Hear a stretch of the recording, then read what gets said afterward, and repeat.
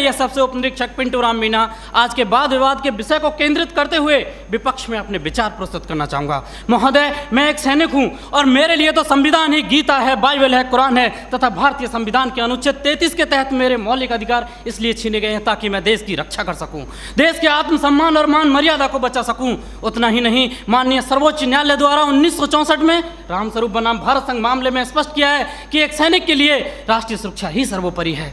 जबकि महोदय, आज हमारे देश में खौफनाक मंजर को देखकर यहाँ की जनमानस मौत से मोहब्बत और जिंदगी से नफरत करने लगी है, क्योंकि अपराध के मुकाबले कानून बौना नजर आने लगा है और ये मानव अधिकार तो अपराधियों के हित में तन जाते हैं, इसीलिए तो रोज भेड़िए साक्षात छाती पर चढ़ जाते हैं। अध्यक्ष महोदय, राष्ट्रीय सुरक्षा के लिए लड़ी गई लड़ाई कोई क्रिकेट का मैच नहीं जो आज हार गए तो कल जीत जाएंगे। ये वो जंग है जो आज नहीं जीती गई तो कल देश को वीरान कर देगी, इसीलिए इसको जीतना बहुत जरूरी है।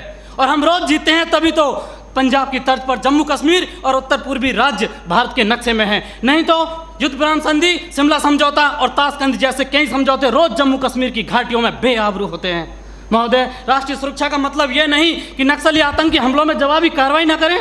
राष्ट्रीय सुरक्षा का मतलब आतंकवाद, नक्सलवाद, उग्रवाद को खत्म कर देश के कोने कोने में शांति स्थापित करना है। और अगर शांति स्थापित करना है तो आतंकवाद और नक्सलवाद को पोषित करने वाले तथा उन्हें हथियार मुहैया कराने वाले राष्ट्रों पर प्रतिबंध लगाने की जरूरत है। जरूरत है न्यायिक प्रक्रिया को सुधारने की, टेरर फंडिंग और साइबर क्राइम को रोकने की। आज जरूरत है राजनीतिक इच्छा शक्ति की।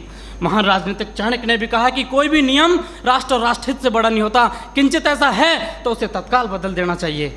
महोदय, आज के दौर में आक्रामक रवैया अपनाने वाले आतंकवाद, नक्सलवाद, उग्रवाद से लोहा लेना किसी युद्ध से कम नहीं और किसी युद्ध को जीतने के लिए पहल करने की आवश्यकता होती है। जबकि युद्ध जैसी अत्यंत निर्णायक पलों में एक जवान अपनी नौकरी की वजह से उतना ही कर पाता है कि सांप मरे या ना मरे, लेकिन लाठी नहीं टूटनी चाहिए, क्योंकि उसको डर सता रहा होता है कि जलील किया जाएगा उसे मानव अधिकारों की भरी सभा के अंदर।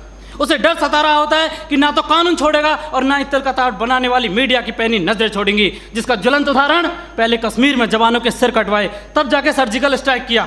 20 भारतीय सैनिकों ने गोली खाई तब म्यांमार में घुसकर ऑपरेशन ऑल आउट किया था।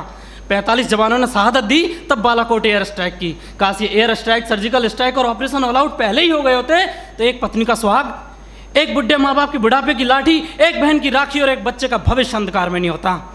महोदय, डॉक्टर भी कैंसर का इलाज करता है तो संक्रमित कोशिका को काट कर फेंक देता है ताकि वो नासूर ना बने, और आज हमारे देश में आतंकवाद, नक्सलवाद और उग्रवाद तो उससे भी गंभीर समस्या बने हुए।